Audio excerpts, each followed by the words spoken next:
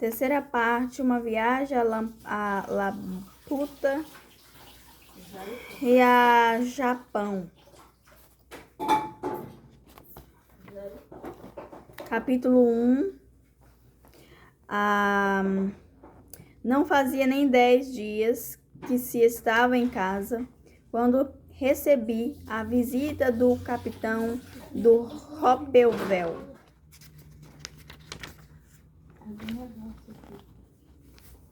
Eu tinha sido outrora médico de um outro navio comandado por ele. Tratavam-me sempre mais como um irmão do que como um subordinado.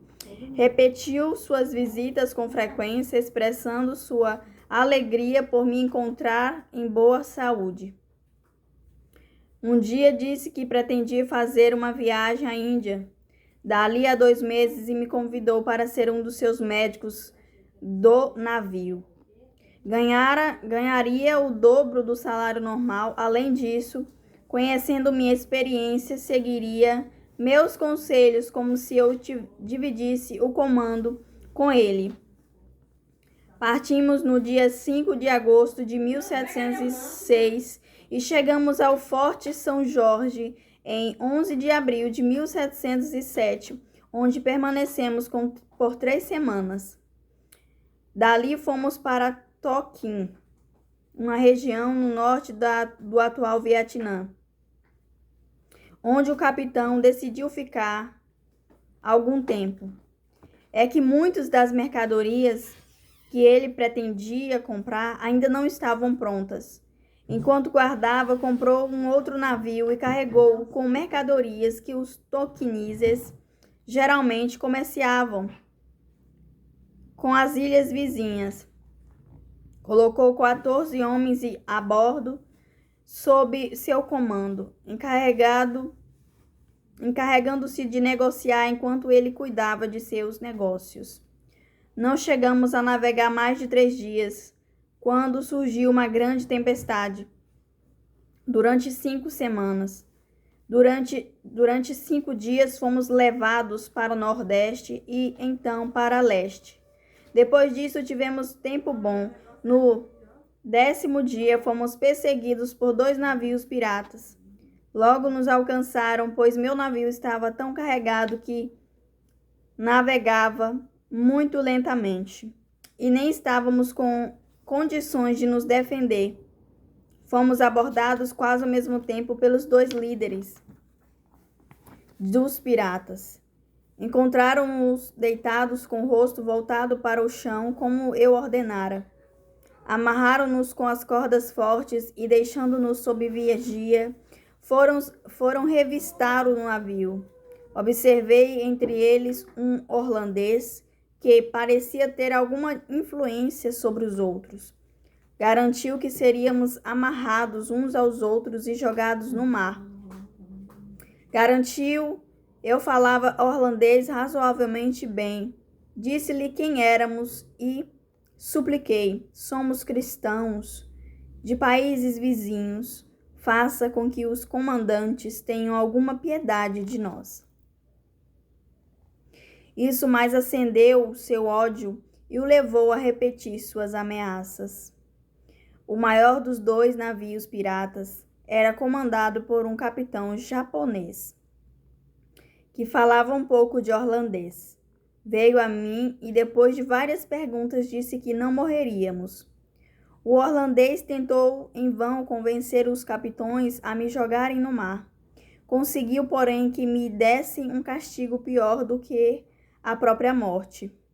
Meus homens foram distribuídos entre os 2 navios, mas eu vagaria pelo mar numa canoa pequena, com alimento para 4 dias. Baixei a canoa enquanto o holandês lançava contra mim tudo que é praga e palavrão. Quando estava a alguma distância dos piratas, avistei com a minha luneta de bolso várias ilhas. Alcancei a mais próxima em cerca de 3 horas. Era toda rochosa. Todavia consegui muitos ovos de aves, fazendo fogo, aceios. Não comi mais nada. decidido a economizar minhas provisões o mais que podia. Passei a noite ao abrigo de uma rocha e dormi muito bem. No dia seguinte, naveguei para uma outra ilha, e daí para uma terceira e para uma quarta. No quinto dia, cheguei à última ilha ao alcance dos meus olhos. Descobri que era toda rochosa, com alguns intervalos de relva e ervas de perfume suave. Tirei do navio minhas provisões, alimentei-me e guardei-me o que sobrou numa caverna. Recolhi grande número de ovos sobre as rochas e pretendi assá-los no dia seguinte. Permaneci toda a noite na caverna. Dormi muito pouco, pois as inquietações de minha mente foram mais fortes que meu cansaço e me fizeram ficar acordado. Pensava em como era impossível preservar minha vida num lugar tão desolado e como haveria de ser infeliz o meu fim. No dia seguinte, ao sair da caverna, caminhei um pouco entre as rochas. O céu estava totalmente claro e o sol tão quente que não tinha de desviar meu rosto dele. De repente, escureceu de um modo muito diferente do que acontece quando uma nuvem cobre o sol. Virei-me para trás e vi um grande corpo entre mim e o sol, movendo-se em direção à ilha. Quando se aproximou no lugar em que eu estava, pareceu ser uma substância firme, com um fundo plano, liso e brilhando muito intensamente. Vi esse corpo enorme descer quase até ficar paralelo comigo, a menos de 1 milha de distância. Peguei minha luneta e pude distinguir claramente um grande número de pessoas se movendo para cima e para baixo. Mas não consegui ver o que elas estavam fazendo. O amor natural pela vida fez-me sentir alguma alegria. Tive esperança de que me livraria daquele lugar desolado e das condições em que estava. Mas, ao mesmo tempo, enorme era meu espanto ao ver uma ilha no ar. Era habitada por homens capazes de erguê-la, abaixá-la e dar-lhe um movimento para frente como desejassem. Logo ela avançou para mais perto e eu pude ver seus lados circundados de galerias e escadas. Na galeria mais baixa vi algumas pessoas pescando e outras observando. Agitei meu gorro e meu lenço em direção à ilha. Ao chegar ela mais perto, chamei e gritei com a voz mais forte que podia. Então, observando mais atentamente, notei uma multidão reunida do lado que estava mais à minha vista. Vendo aquelas pessoas apontarem para mim, umas para os outros, percebi que me haviam descoberto. Pude ver 4 ou 5 homens correndo muito apressados para as escadas que levavam ao topo da ilha, que então desapareceram. Imaginei corretamente que tinham ido procurar alguma autoridade para receber alguns sobre o que fazer nessa situação. Ordens, sobre esta situação. O número de pessoas aumentou muito em pouco tempo. Assumi então a postura do mais submisso dos suplicantes. Falei-lhes com toda humildade, sem receber resposta.